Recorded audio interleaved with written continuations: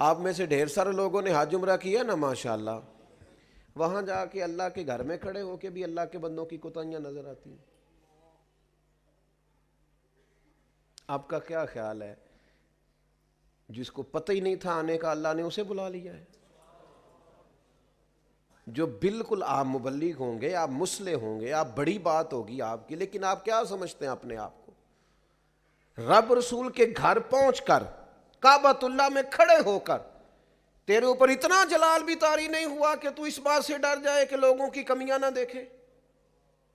رسول اللہ کی بارگاہ میں کھڑے ہو کے بھی تجھے وہاں آئے ہوئے غلاموں میں غلطیاں نظر آ رہی ہیں، اور پھر تیرے پاس اتنی فرصت کہاں تھی، تیرے اندر جرت کہاں تھی کہ تو نے اپنی نظر محبوب کی جالیوں سے ہٹا کے لوگوں کی غلطیوں پہ جما لی تھی؟ یہ بھلا کیسے ہو گیا تیرے سے؟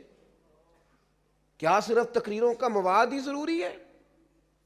کیا صرف گفتگو کے لیے جملوں کا تراشنا ہی ضروری ہے؟ کیا ہر وقت تو کہاں کھڑا تھا؟ دیکھ تو صحیح۔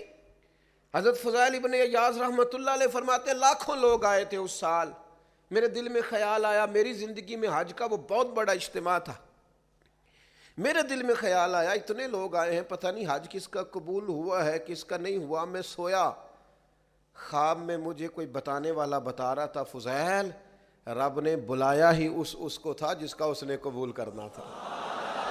یہ تو نہیں نہ ہوتا کہ کوئی سخی کے دروازے تک آئے، وہ بلائے، گھر بلا کے خالی بھیج دے؟ جس کو اس نے بلایا ہے، مجھے اپنے لفظوں میں کہہ لینے دو، جڑا توڑ ہی آ گیا ہے۔